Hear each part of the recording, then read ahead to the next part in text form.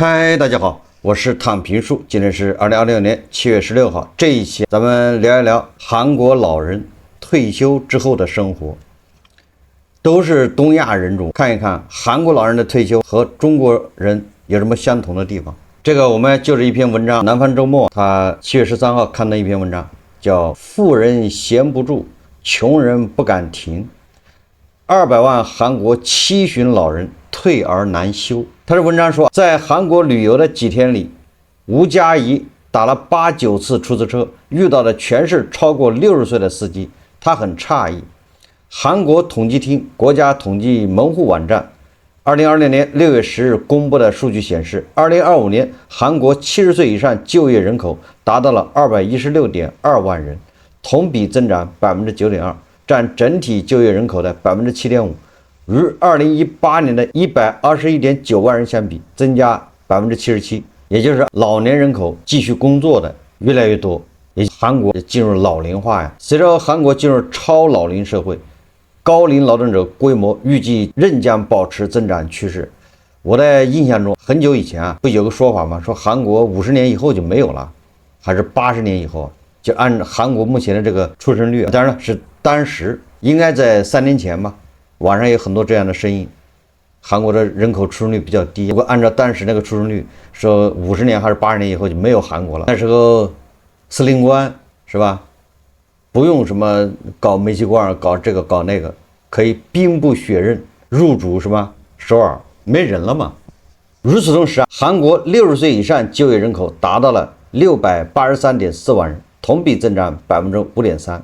50岁以上就业人口则同比减少 0.4%，只有668万人，而60岁以上就业人数比50岁以上群体多出 15.5万人。这就是韩国自1963年开始相关统计以来首次出现这一情况，也就是老龄化越来越严重，60岁以上的就业人口还越来越多。韩国统计厅国家统计研究院数据显示，韩国66岁及以上老年人的收入贫困率 39.7%。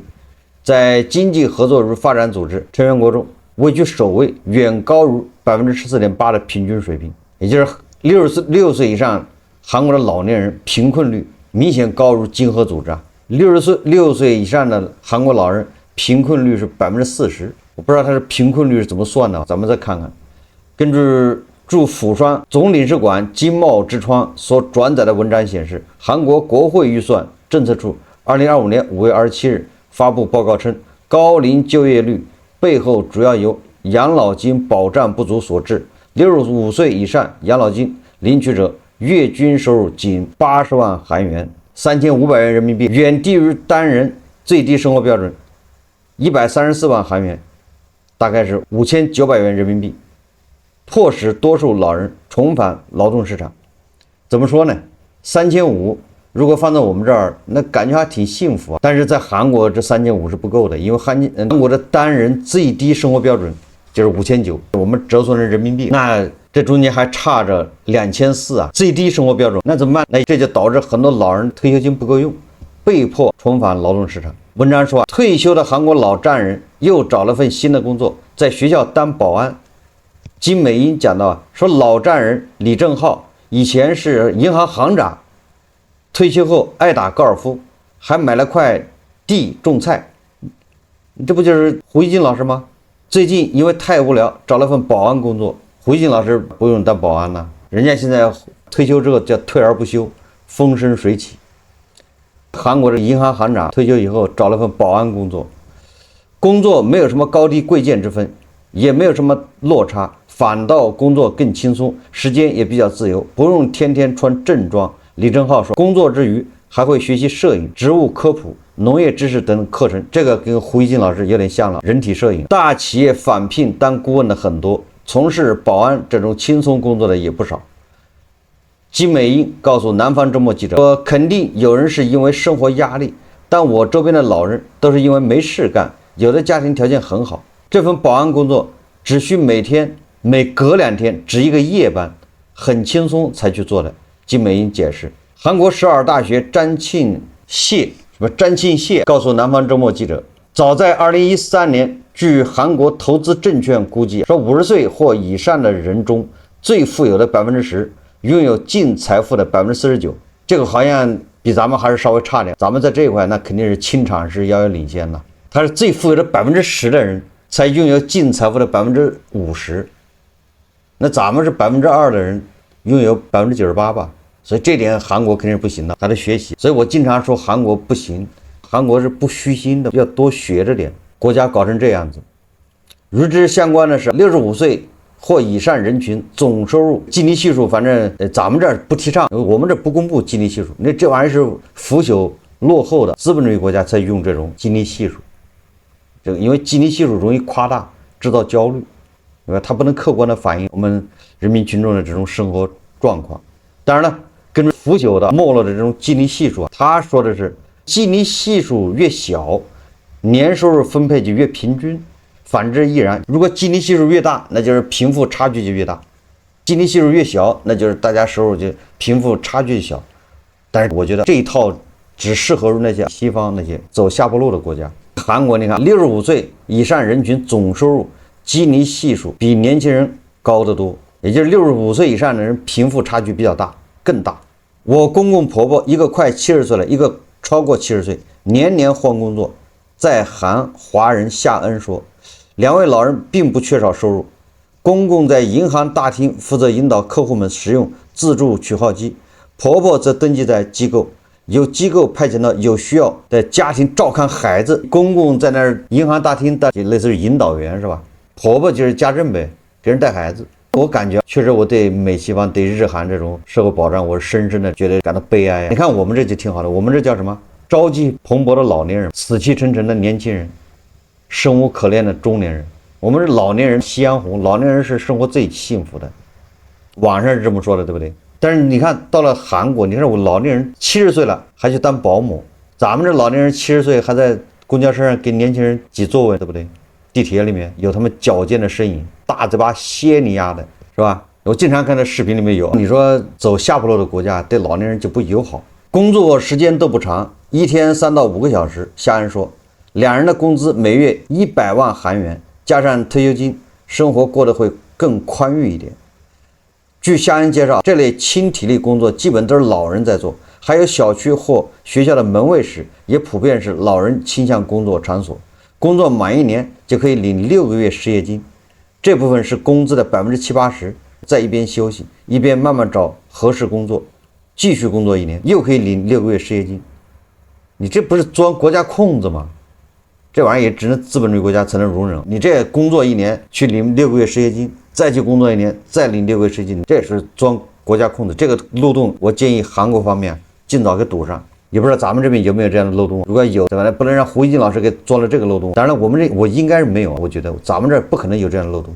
咱们这儿你连正经的失业的，你想去领失业金都领不到，是吧？都审得很严。就你现在没工作，在家待了2年，你去领失业金看看，怎么可能有这样的漏洞？所以我们还是有信心的，对制度还是很放心，不可能让坏人钻这样的漏洞。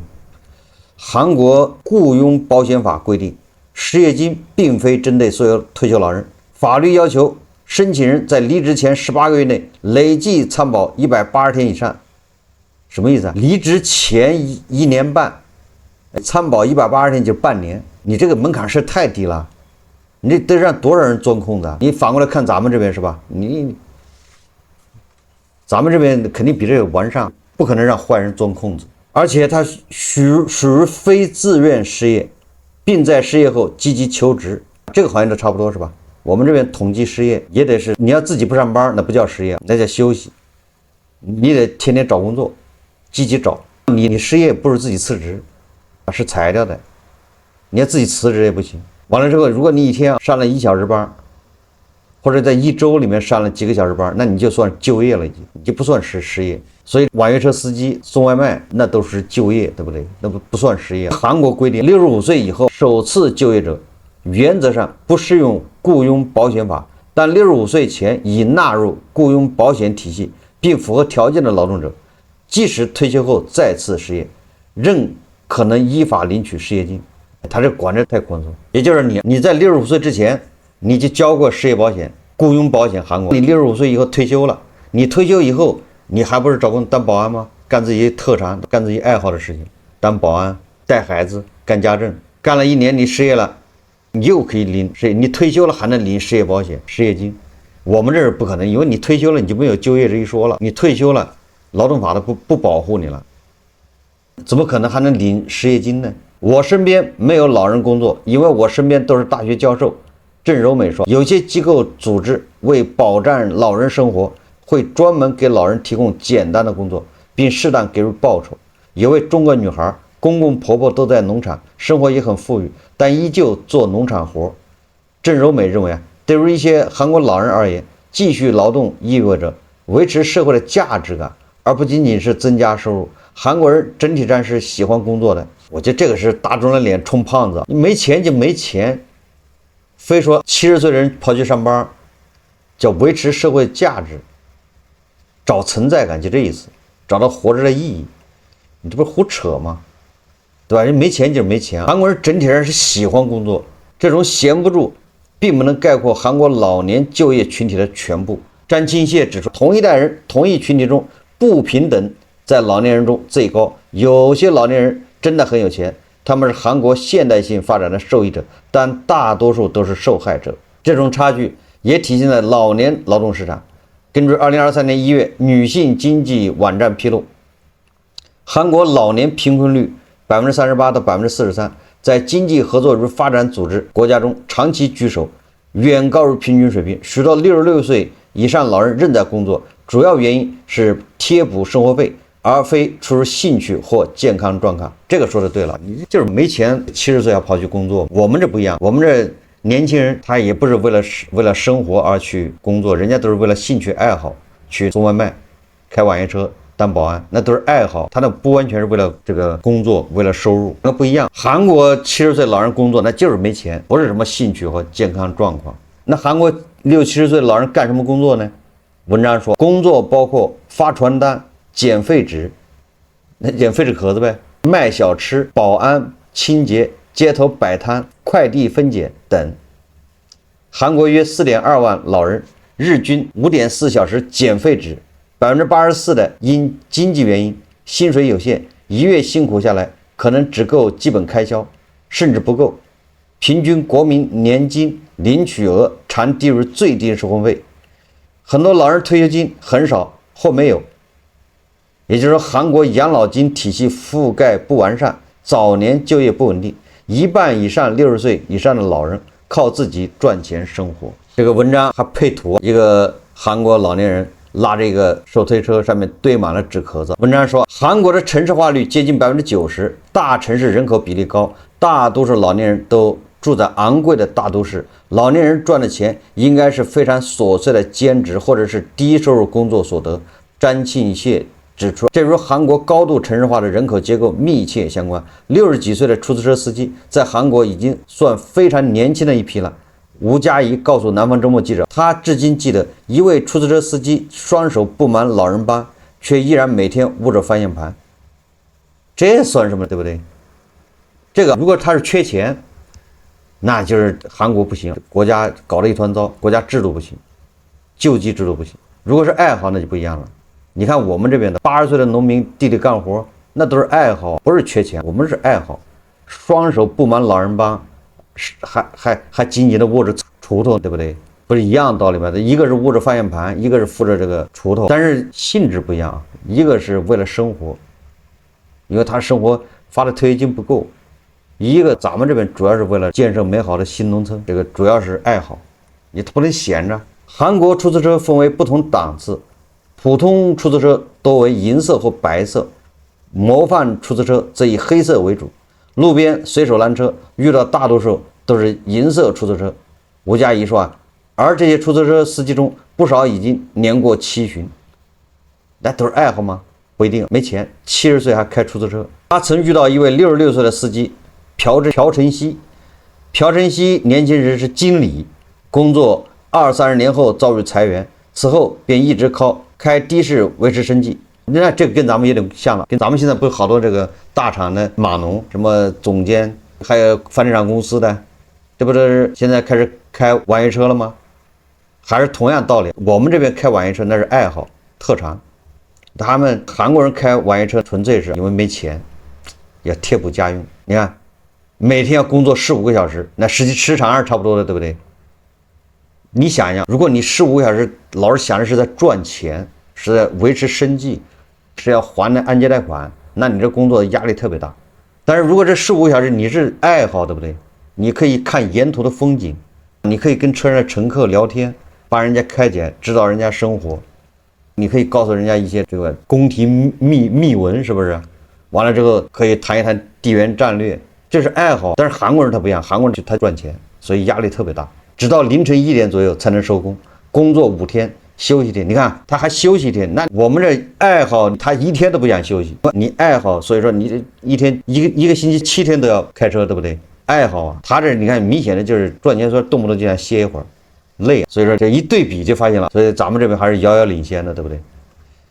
朴晨熙告诉他自己有2个儿子1个女儿，其中1个儿子育有3个孩子，女儿也有1个孩子，我要养一大家子，需要努力。这什么意思啊？70岁老头养自己的2儿子1个女儿，完了2儿子1女儿下面还有好多孩子的，养3代人是吗？不理解，那韩国人啃老这么严重吗？当吴佳怡随口问他是否去过中国张家界时，朴晨熙情绪激动地回答：我需要工作，我很贫穷。据吴佳怡介绍，首尔的消费很贵，是不是？这哥们没听懂什么意思啊？问他有没有去过中国的张家界，他就很激动。我知道，说韩国人到中国来最喜欢去的就是上海和张家界，不知道我在哪个报道上看过，韩国人到中国来旅游最喜欢去的就是上海、张家界，也不知道可能是跟张家界拍了个什么电影有关，在这个韩国人一看，对张家界印象非常深。韩国人认为上海是最像韩国首尔的，就那个氛围调调，所以他愿意去上海。结果到了上海被人吊打，对吧？咱们记得吧？上海的好多江浙沪的阔少开着豪车在那儿炸街，让韩国人看一看什么叫有钱。结果韩国人一下受了教育，他们纷纷发现原来韩国比中国落后的不是一星半点。这个媒体都有报道，来了就上一课。近年来韩国生活成本持续攀升，也进一步加重了老年人的经济压力。人民网援引韩国农水产食品流通公社数据显示，20公斤装大米平均零售价已连续8个月超过6万韩元，1元人民币约含228韩元。五花肉价格每百克2811韩元，同比增长近13%。如果因为闲不住，谁会夜晚11点甚至12点多还在外面跑车呢？吴佳怡坦言，那就中国人给出来一个答案嘛，那就是爱好嘛，兴趣特长嘛。如果韩国人有什么不了解的，可以去打电话问一下《环球时报》。李梦洁在韩国旅游也遇到同样的经历，他告诉南方周末记者说，司机70多岁，韩国导游说，在韩国大巴司机普遍都是这个年龄，他们养老金不够用，平均每人4000元人民币，3500到4000。说实话啊，3500到4000这个在韩国肯定是稍微少了一点，是吧？受访者普遍认为，高龄司机驾驶技术并不差，年纪大但挺灵活。李梦洁说啊，吴佳怡表示，遇到的司机十分平稳。不过，多位在华人告诉南方周末记者，韩媒近年来频繁报道高龄驾驶者发生交通事故的新闻。这个也是，这个你想，韩国的老年人忙着工作贴补家用，印度的老人忙着山街讹人，是吧？坏人变老了。印度的老人忙着对吧，跟年轻人抢座位。韩国道路交通工团发布的数据显示，2022年发生了34652起涉及65岁以上年龄驾驶者的交通事故，为2005年有统计以来最高。为解决这个问题，韩国政府2025年针对上述年龄段的驾驶者实施了有条件驾驶机动车的规定，包括严禁在夜间高速公路驾驶，限制最高时速，以及佩戴高端安全防护装置等。好了，重头戏来了，我们最亮眼的仔，最重要的媒体《环球时报》2024年2月22日转载，由于涉及老年司机的交通事故多发，韩国各地政府正加大对主动返还驾照的高龄驾驶者奖励力度。韩国东亚日报、韩国新京报等媒体日前报道，釜山市基丹郡已经实施一项政策，65岁及以上高龄驾驶者返还驾照可获得10万韩元礼品券。庆尚南道密阳市此前向70岁以上主动返还驾照者发放10万元韩元的礼品券。今年则将礼品券金额提高到20万韩元。出租车司机并非韩国高龄劳动者唯一身影，老人们也多经营街边的餐饮馆子。我们去过一家饭店吃饭，老板很瘦小，应该有80多岁。他和儿子在店里工作。吴佳怡回忆，80多的老板，80岁还是开餐馆，这些群体显然并不富裕。在韩国，50、60岁开出租车，自己开店干活十分常见。韩国大学老师郑柔美告诉南方周末记者，一些老人还会在小区里做小范围房产中介，通常由夫妻双方共同经营。年龄大的则更倾向于从事保安等轻体力工作。老年人再就业质量普遍较低。韩国国会预算政策数据显示，65岁以上就业者中非正规岗位占61%，其中49.9%的员工在不足10人的小企业就职，职业类型多集中在简单劳务以及机械操作等低技能岗位。超过一半的，就是53%的从事工作与原职业无关，显示普遍面临职业断层与薪资下滑的困境。韩国的家庭养老示威说，元旦时韩国很冷，有位婆婆佝偻着背，推着一车重重的废纸壳子，慢吞吞地向上攀爬。我觉得韩国确实各方面都不行。你说废纸壳子这玩意儿，你要在印度，你还得身强力壮、身手矫捷、敏捷的老头老太太才能捡这么一车。你说这个自己佝偻着背又没劲儿，一看这个行动缓慢，他还能捡一车废纸壳子，凸显韩国人就不行，效率低，是吧？这你还能说明啥？在印度说就没有一个什么矿泉水瓶子、塑料瓶子能从什么能安全抵达这个叫什么废品收购站，是吧？那玩意儿得靠抢，眼疾手快，腿还得利索，是不是？所以说，就这么个韩国老太太，如果她在印度，那只能是饿死。你身体不行，你拿自己的这个，你拿这个职业，你拿这个自己的业余挑战印度人的特长，那你肯定是不行，只能是自取其辱。不要说纸壳子，啥玩意儿他也捡不着。70岁的李德子，凌晨5点半开始捡纸箱，一天赚1万至1.5万韩元，这还了得啊！这小40块钱、50块钱，1.5万呢就差不多是60块钱、70块钱，应该70块钱，一天捡纸壳子捡70块钱，那实在不行，印度啊往韩国输送一点这个捡纸壳子的专业人才吧，帮他们捡。我有4个孩子，但我不想成为他们的负担，只要身体还能动，我就会继续干。李德子在接受媒体采访时表示，她过去和丈夫经营一家面条厂，生意失败后积累了大量债务，目前丈夫去世了，只留她独自生活。韩国老人工作到晚年，但收入水平较低，且并没有真正获得有意义的养老金。但与住在大都市的韩国人比较时，相对贫困是不可避免的。实际上，很多人的生活条件比世界上最高的相对贫困水平还要糟糕。什么原因呢？韩国的国民年金制度虽然于1988年建立，但直到1999年才扩展覆盖至全国居民。举例来说，一位在2026年年满70岁的人，在1999年已经43岁，即便他要能够一直工作的法定退休年龄，其最长缴费年限只有17年。韩国人分析问题特别差，这我都看不上了。说实话，他的意思是说，韩国的养老保险制度建立的晚，虽然88年就搞了，但是99年才扩展到全国居民。你这个不是理由，你88年建立，99年才覆盖到全国民众，那现在26年，意思就是很多人还没交齐，所以退休工资低，老了之后还得靠打工来维持生计。说这个原因理由归咎到，因为它覆盖的晚。这完全就是找借口。为什么呢？你看我们比韩国也没早哪儿，应该比韩国还晚。我们养老保险我有经验，它应该是在2000年开始推广的。他提出来什么时候提我不知道，反正我那时候工作已经开始有宣传交养老保险了。但是不要紧，我们有个视同交费这样的制度创新，那韩国人为什么不会？视同交费什么意思？你虽然到这儿没交，对不对？但是你比如说你2005年就退休了，这你才交5年，对不对？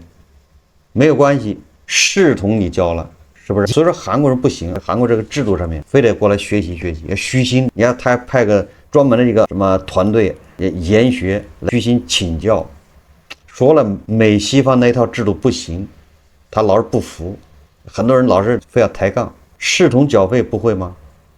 胡一静老师他就视同缴费了因为胡锦老师工作时间早，他应该是80几年就工作了，那个时候没有养老保险，那他现在退休拿那么多，不就是因为视同交配吗？所以说，我觉得韩国真不行。你说韩国人做点什么事情，搞啥不行，学也学不明白，就是拖亚洲的后腿。说此外，1997年亚洲金融危机之后，大规模裁员，主要集中于40多岁的劳动者，许多人因此失去了稳定就业机会，也难以持续缴纳养老金。这一历史性的制度缺口，正是韩国平均每月养老金仅相当于最低生活保障标准不到一半的重要原因。那这也是韩国自己的问题吗？40岁就是失业找不到工作，那你韩国不能搞灵活就业吗？你看现在3.2亿灵活就业不也挺好的吗？灵活就业也去交养老保险，所以你看韩国这制度还是不行吧？没有灵活就业，韩国吃亏就吃亏在制度上面，希望他早点改，老想学美国那一套没用。在占星蟹看来，韩国老龄化的独特之处并不是文化上的，而是人口快速老龄化和人口比例极高的人口居住在大都市的结合，所有东西价格都很高，下一代也会有自己的经济问题。很多老年人不仅关心自己的贫困，也关心他们后代艰难生活状况。韩国传统的养老模式深深根植于家庭之中，父母抚养子女，甚至其实现经济独立，而成年子女则负责赡养退休后的父母。然而，自20世纪90年代末经济结构调整以来，成年子女自身的经济状况变得高度不稳定，老年父母越来越难以依靠子女获得经济支持。我们读到这儿，我们自豪感不由得油然而生。我们年轻人大学一毕业，不仅不要养老人，反而老人养他，是吧？啃老，在家不用工作，老人就可以养他，退休金养他绰绰有余，这叫什么？叫全职儿女嘛，啃老嘛。所以说，你这一对比，你就发现了这个制度好坏优劣。所以韩国确实搞得比较差，也是那个驴粪蛋子，表面上看着关心。据韩国《每日经济》2025年6月10日报道，根据统计厅的雇佣动向，因找不到高质量工作，你看高质量工作不叫高质量，对吧？韩国人这词儿都不会用，叫爱好、特长。因找不到，对吧？高质量的工作而放弃求职的青年层，就15到29岁，休息的人口每月达到40万名左右，成为严重的社会问题。也就是说，为了支付所谓的袋鼠族子女的生活费，父母一代推迟退休，转而从事简单劳务工作。这一现象已得到官方统计数据的印证。与此同时，年轻一代结婚率和生育率急剧下降，这韩国也对养老照护产生了深远影响。过去，成年子女不仅承担父母的经济赡养责任，还负责提供身体照料和情感陪伴，而这项照护工作传统上主要由已婚女性承担。如今，随着结婚率持续下降，以及已婚女性劳动参与率不断提高，家庭照护能力出现了严重缺口。出于最基本的经济生存需要，越来越多的老年人不得不继续留在劳动力市场，或在退休后重新就业。超过一半的在职老年人工作是为了维持基本生活，而其中超过60%从事的是非正规、缺乏保障的不稳定工作。尤其是老年女性，由于经济处境更加脆弱，往往比男性工作更久，其中相当一部分进了低薪照护服务行业。最后，韩国的一个专家说，他说韩国依然是一个富裕的经济体，这是面子了，说如果真的非常贫穷，那你是可以被保护的。这最后一句话明显是为了挽尊，挽回自己的面子。所以说韩国，我看着南方周末报道韩国这个情况，我深深的为韩国担忧。我觉得韩国现在这情况比印度还惨，那跟我们那是没法比，那就根本比不了。咱们这个你看农村有2亿是吧，60多岁以上的，他们都是出于爱好的，出于这种基因里面带出来的这种，他必须要劳动，所以他们一直在工作。他们的工作在农村工作收入还不错的，他不仅能养活自己，而且有的人还可以贴补在城里的孩子，所以国家就不需要给他发太多，国家给他1个月发140就够了，是吧？你看多好，你看韩国搞得多乱。你说韩国搞成这样，韩国人他能不心向往这个司令官那边吗？天天盼着司令官过去把他们统一了。那韩国搞得这么差呀？今年司令官那边农业又大丰收了，前2天人民日报报道的，而且司令官那边很多农村人都分房子了。所以你要这么搞，那韩国人他能不向往一心向北吗？盼着对吧？白头山血统赶紧来。你说韩国怎么把自己搞成这样了？为什么就不能派人来学学？我们有这么好的先进制度，我们也愿意教别人，对不对？从来不藏着掖着。你看我们的城镇人口，刚才说的农村老人他是爱好，对不对？他们特长就是干农活，他们爱好就是干农活，所以干农活收入还不错，对吧？年年都丰收。你看 CCTV 吗？农村里年年都丰收，那他收入当然不错，绰绰有余。这是农村的，城里面的老人退休，你看看胡一金老师，他的退休金比很多年轻人，什么研究生毕业的去大厂他拿得多，这都是制度优越性。当然了，也有一些老人因为个人爱好问题，他不愿意种地，他跑到城市里面去做环卫工人，跑到城市里面去，主要是捡那些纸壳子啊、矿泉水瓶子啊，他主要是怕环境污染，他主要是环保，还有个爱好。所以捡的比较快，不让一片什么纸壳子污染街道，不让一个矿泉水瓶子在街上乱滚，对吧？第一时间，这矿泉水瓶子落地第一刻就被捡走，也绝不让矿泉水瓶子、纸壳子在垃圾桶待着，这样都有损市容。所以你看，就捡得非常干净，这都是爱好，这都是环保爱好者。那韩国人，你靠韩国这老头老太太捡，那你说城市市容多差吧？所以说，我觉得韩国是没有希望的，对韩国产生了深深的这种忧虑啊。同时，我们的这个自豪感油然而生。好，这期节目咱们就聊到这里，感谢大家收看。如果喜欢我的节目，欢迎订阅、点赞、评论，谢谢大家。